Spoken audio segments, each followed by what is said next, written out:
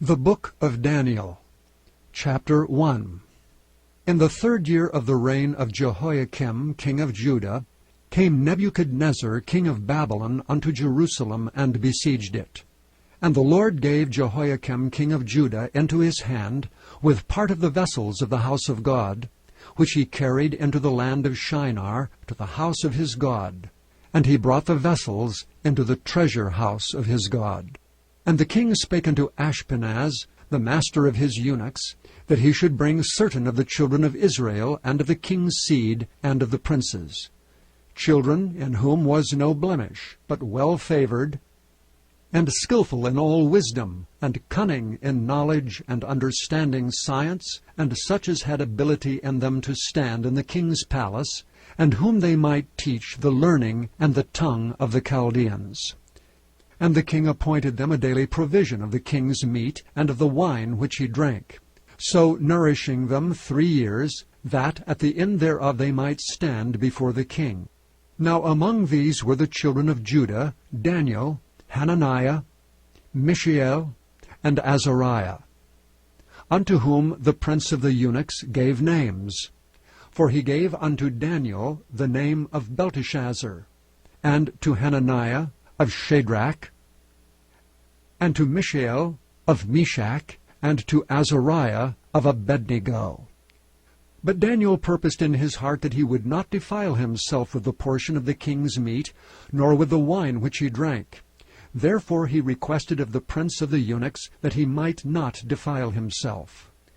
Now God had brought Daniel into favor and tender love with the prince of the eunuchs. And the prince of the eunuchs said unto Daniel, I fear my lord the king, who hath appointed your meat and your drink. For why should he see your faces worse liking than the children which are of your sort? Then shall ye make me endanger my head to the king.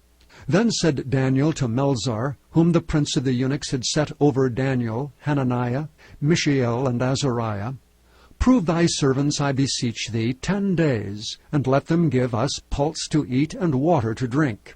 Then let our countenances be looked upon before thee, and the countenance of the children that eat of the portion of the king's meat. And as thou seest, deal with thy servants. So he consented to them in this matter, and proved them 10 days. And at the end of 10 days their countenances appeared fairer and fatter in flesh than all the children which did eat the portion of the king's meat.